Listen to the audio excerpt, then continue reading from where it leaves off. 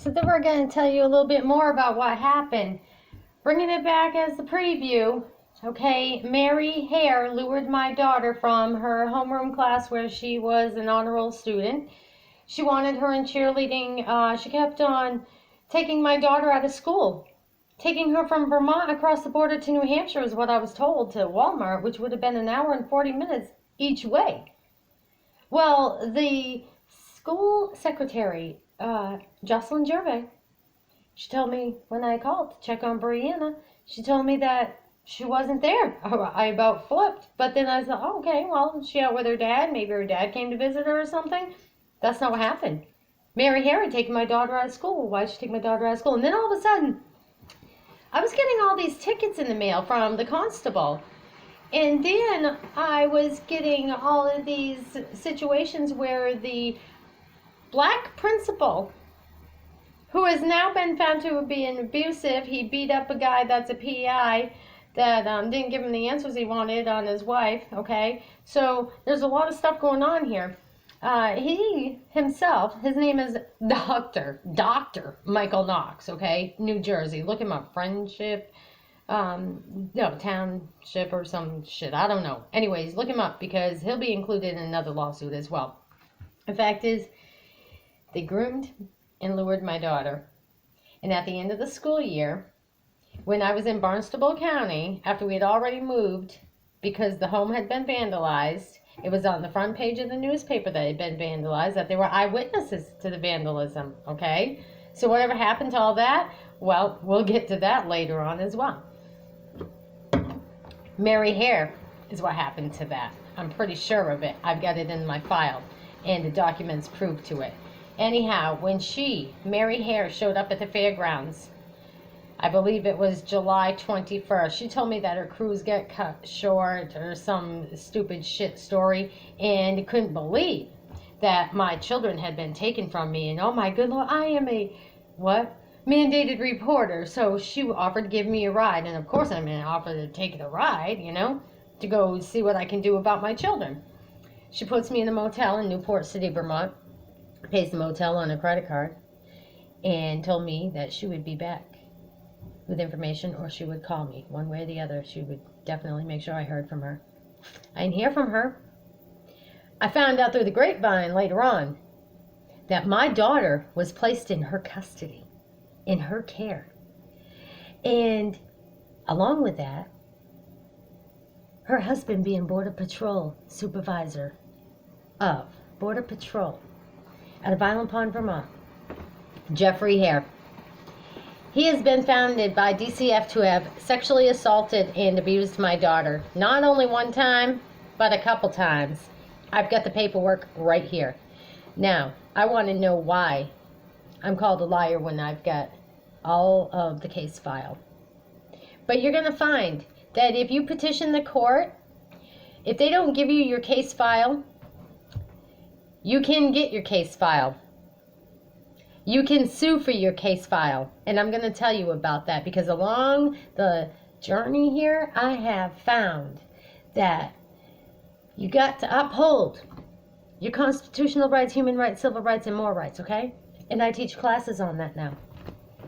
With that being said, my children being granddaughters to Mary Burr, which would be related to Aaron Burr, and somebody asked me, who's Aaron Burr? He was the third vice president. And being step-grandchildren to the former Governor Prince of Carver, Massachusetts, Plymouth Colony, okay? Is no doubt in my mind that this has been conspired organized crime because all the role players.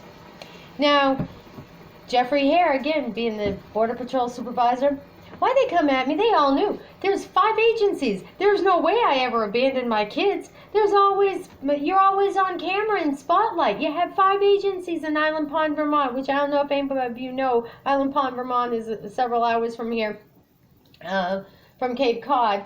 And it's a direct pretty much to the north, okay? So there's cameras on you all the way on the highway, as well as there's 5 agencies, law enforcement agencies that cover Island Pond, Vermont. So there's no way that it's possible that any of this information would misconstrue. Okay, so my attorney requested all these records, and he never received them.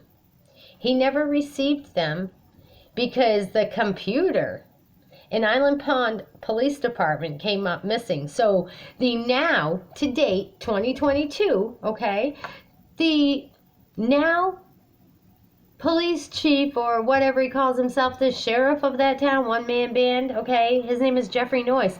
He's listed in the newspaper to have been under investigation for the missing computer that would have held all the information into who was charged with vandalizing my home or not, but the eyewitnesses that were seen. Now, that article has also disappeared out of the newspaper that it was in. However, I'm pretty sure right here in this box of files that I've got the copy of that newspaper article. And everybody that was involved in this case that I still speak to, they're very well aware, like it was just happening today, that the newspaper article existed.